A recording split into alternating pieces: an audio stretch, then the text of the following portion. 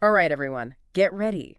Because today we are going deep, deep into, well, fibromyalgia. Yeah, That condition that sometimes even doctors are like, I don't really know what's going on here. right. We've got this super interesting article. Yeah. It's from American Family Physician, and it's called Fibromyalgia, Diagnosis and Management.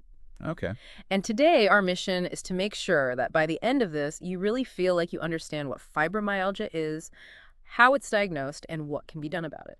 Yeah, it's definitely a condition that could use a lot more awareness, especially because so many of the symptoms can be so diverse and misunderstood. Oh, I totally agree. I mean, when I was looking at this article and saw like fibro fog as a symptom, I was like, wait, what? Right.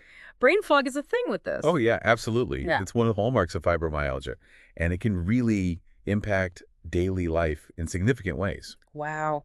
Okay, so let's back up a little bit. Okay. This article mentions that 2% of Americans have fibromyalgia, and most of them are women. Right. That's a lot of people. Yeah. And it just made me think, probably everyone listening to this knows at least one person who's dealing with this.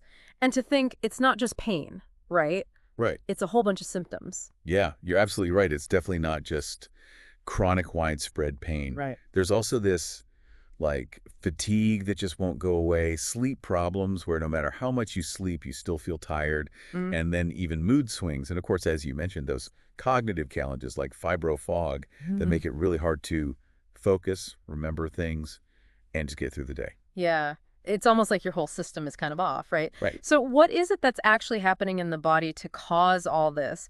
The article mentions something called disordered central pain processing. What is that? Yeah, well, so it's kind of like your brain's volume control for pain is just stuck on high. Oh, okay. So the nervous system misinterprets all these signals and it amplifies sensations that wouldn't normally be that painful. So you can think of it kind of like a paper cut feeling like a stab wound. Ouch. That's kind of the idea. Oh, that sounds terrible. So is it like, it's not that there's no reason for the pain, but the body is just overreacting to it? Exactly, exactly. And the article lists a whole bunch of things that could possibly contribute to this. Okay. This pain processing being all messed up. It could be genetics or hormonal issues or the after effects of some infection you've had, even something called small fiber neuropathy, which affects the tiny nerves in your skin. Okay. But I think the big thing here is that it's not a simple, like, cause and effect. It's more Yeah. like your body's threshold for pain is just way off.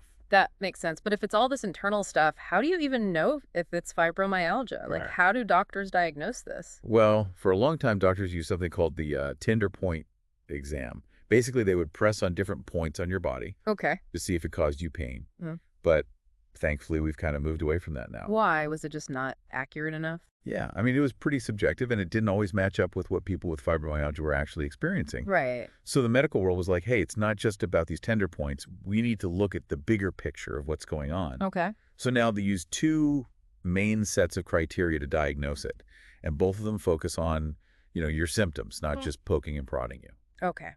So tell me about these criteria. Like, how do they work? Okay, well, there's the 2016 criteria Okay. from the American College of Rheumatology, the ACR. Yeah. You can kind of think of it like a checklist. Okay. They look at pain in specific regions of your body, how long you've had the symptoms, and they use these scales to measure things like fatigue and even that, brain fog that we talked about. This is more like a holistic approach, considering all the different, like, parts of fibromyalgia? Exactly. Yeah. Okay. What about the other criteria? What's that like? Yeah, that's the 2019 criteria set by the AAPT. Oh. It's a mouthful, I know.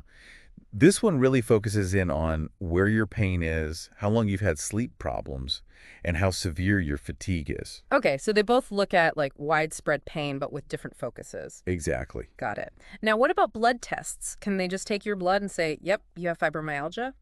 Well, there is a blood test called the FMA test, Okay. and it looks at something called cytokine levels, which are involved in inflammation. Okay.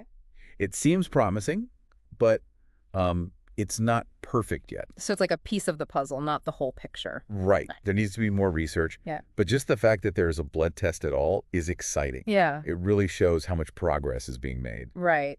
And, speaking of complexity, this article talks about comorbidities, which are other conditions that are often present alongside fibromyalgia. It's almost like fibromyalgia has its own entourage, right? It really does. What kind of conditions are we talking about here? Well, we're talking about things like irritable bowel syndrome, chronic fatigue syndrome, interstitial cystitis, headaches.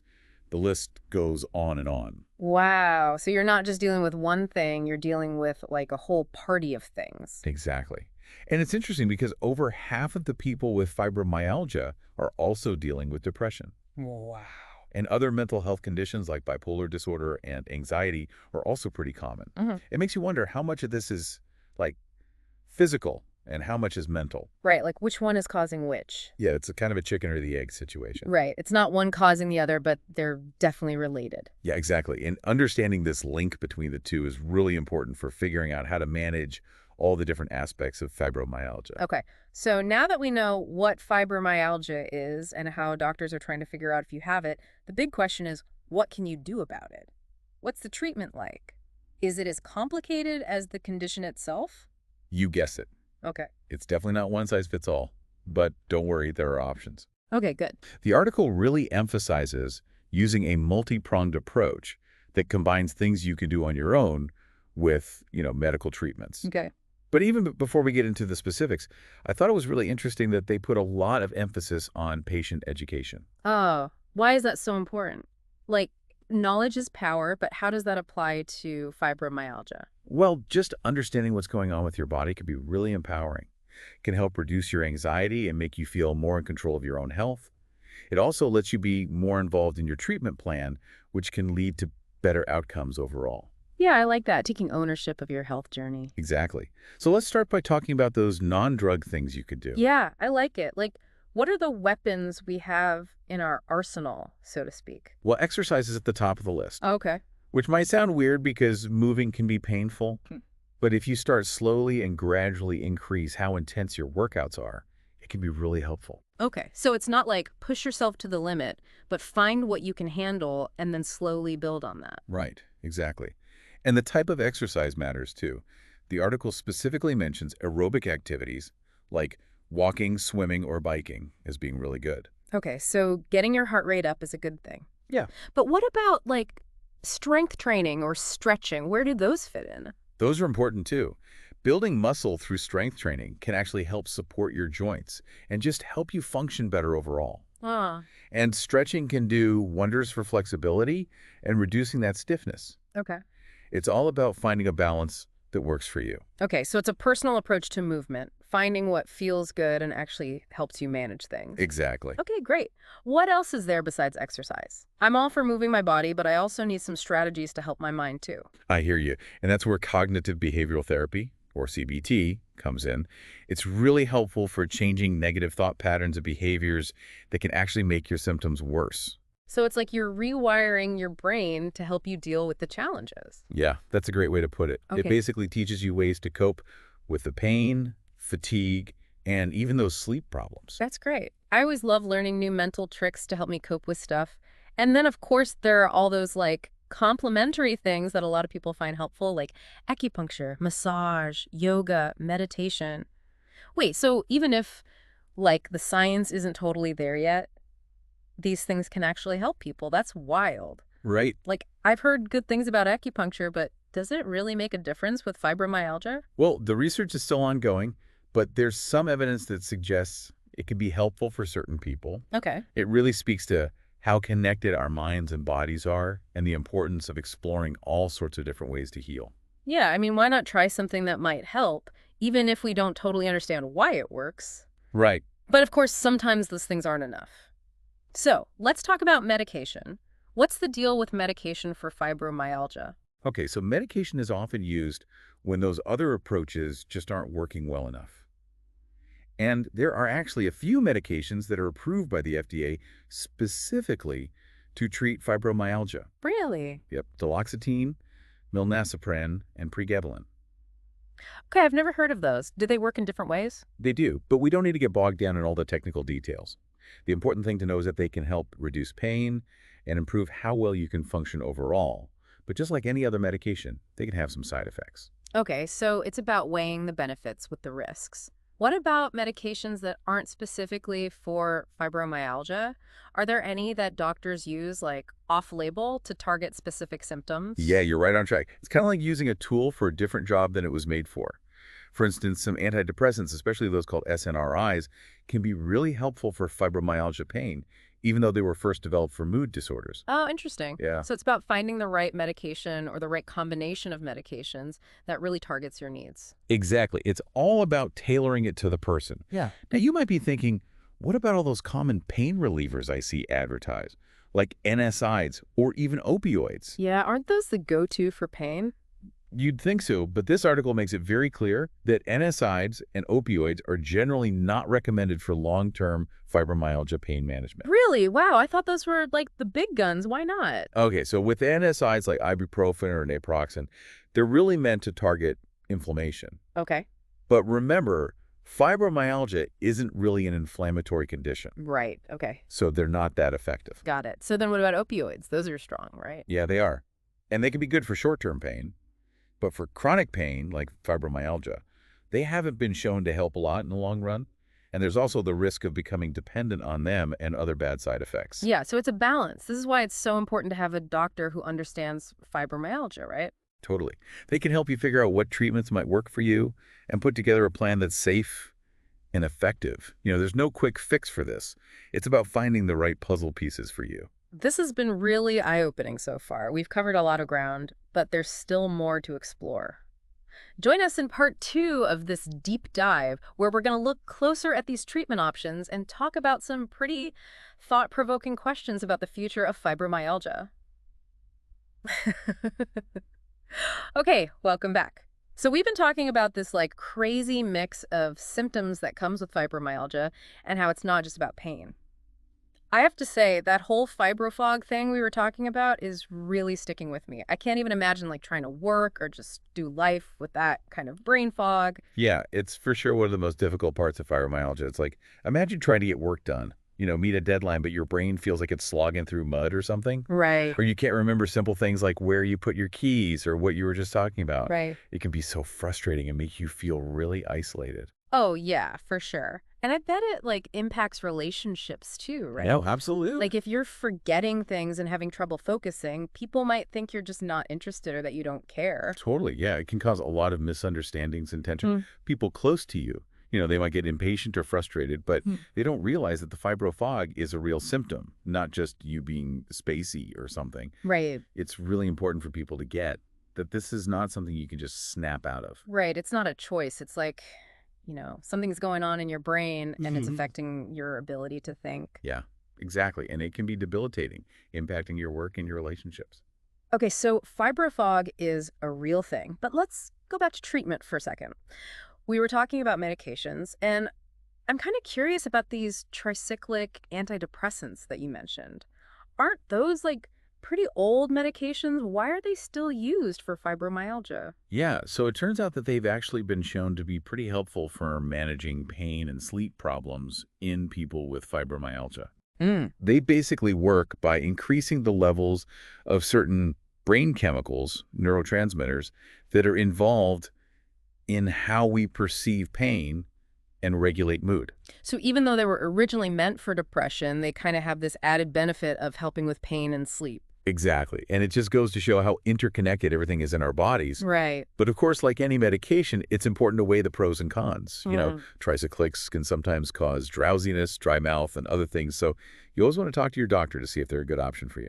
Okay, so it's all about finding that balance. This whole discussion is really making me think like, there's no magic pill for fibromyalgia, is there? Not really. It's about finding what works for you. It really is like finding those right puzzle pieces. Yeah. It's about finding the right mix of treatments, whether it's medication, lifestyle changes, those alternative approaches we were talking about. Yeah. And it has to be tailored to you as an individual. And that means having good communication with your doctor and being your own advocate. Okay, so we've talked a lot about the physical side of fibromyalgia, but the article also really talks about the connection to mental health. And I kind of want to dig into that a little more. Like, for so long, people were told it was all in your head, and I bet that was so frustrating. Oh, it absolutely was. And unfortunately, some people still believe that. But we now know that it's way more complicated than that. Yeah. There's this, like, intricate link between the physical and mental parts of fibromyalgia. Okay. It's not that one causes the other, but they definitely kind of feed off each other in this negative way. So, like, if you're in chronic pain, that can lead to depression and anxiety, but then being depressed and anxious can make the pain feel worse. Exactly, yeah, it's a double whammy. Man, that's rough. So, how do you break that cycle? Well, the key is to address both sides of it, the Mhm. physical and the mental. We talked about CBT, and that can be really powerful for, changing those negative thought patterns and developing coping skills. Right. So, it's about having some mental strategies to help you deal with those challenges. Exactly.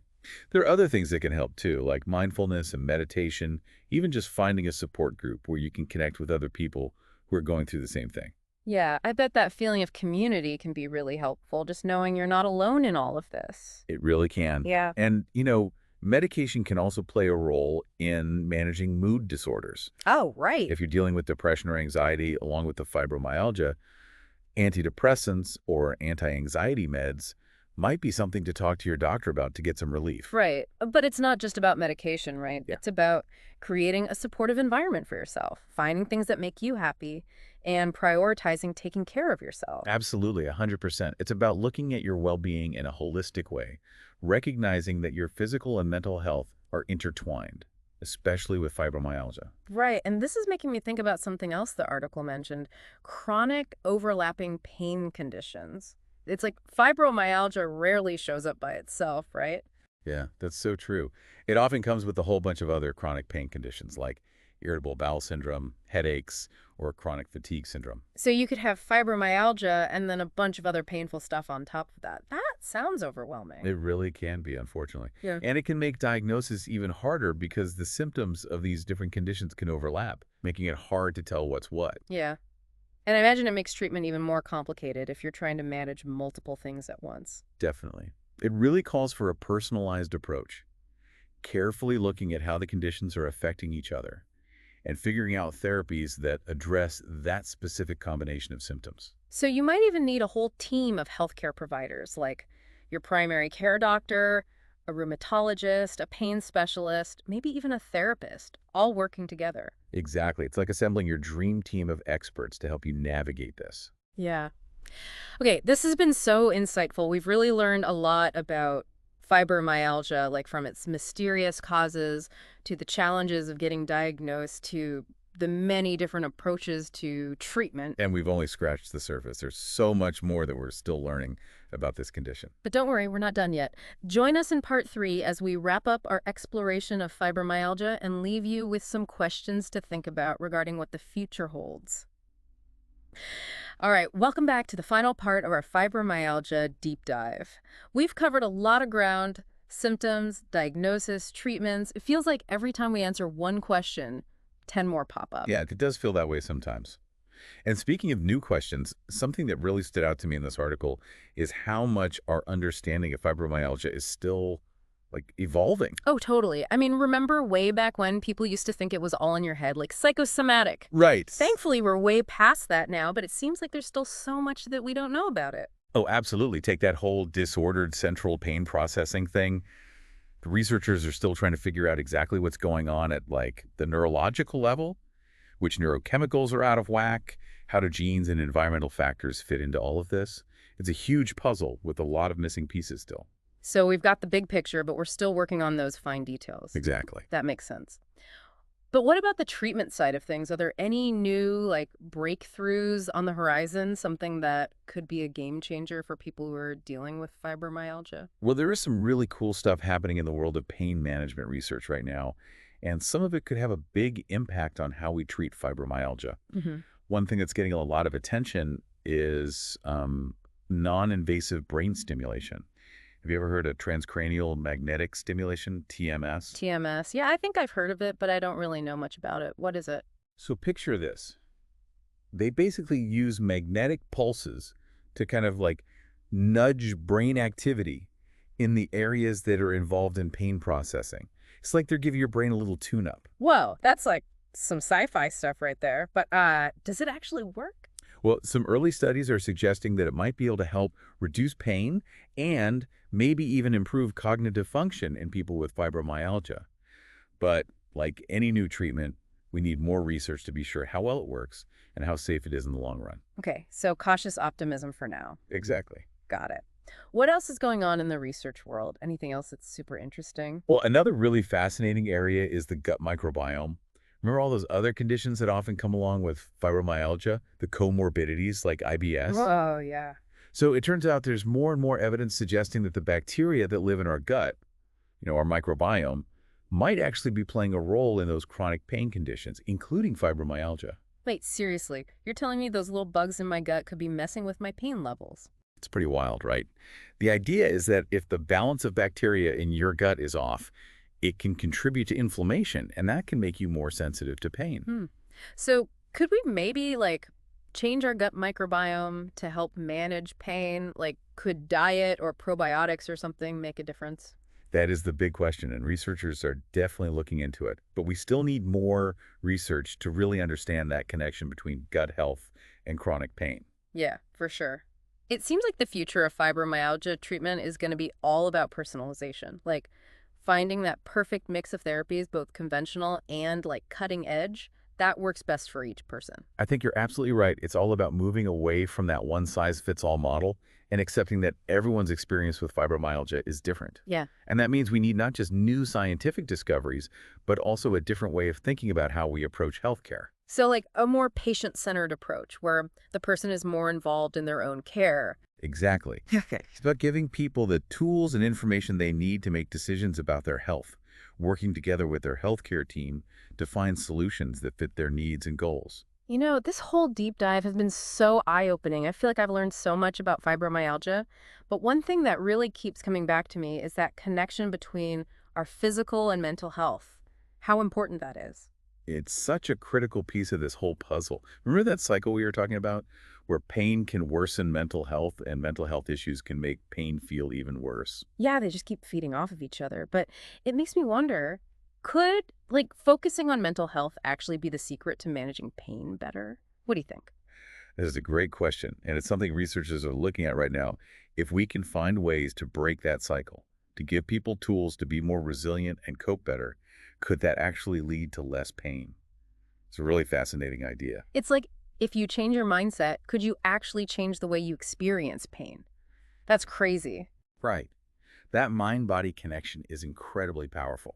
And the more we learn about how it all works, the better we'll be able to develop treatments for fibromyalgia that are effective and tailored to each individual. Well, I know I've learned a ton about fibromyalgia today, from those strange symptoms to all the new research that's being done. It's been a real journey. It has. It's been great exploring all of this with you. And thank you for joining us on this fibromyalgia adventure. Just remember, if you're dealing with this yourself, you're not alone. There are resources out there, support groups, and healthcare providers who can help you. Don't be afraid to speak up about your needs and find the information and support that's right for you. And if you want to keep learning, check out organizations like the National Fibromyalgia Association and resources like the University of Michigan's Pain Guide. They're packed with great information and can connect you with support. Keep learning, stay curious, and most importantly, take care of yourselves. And that's it for this episode. Until next time, keep on seeking knowledge.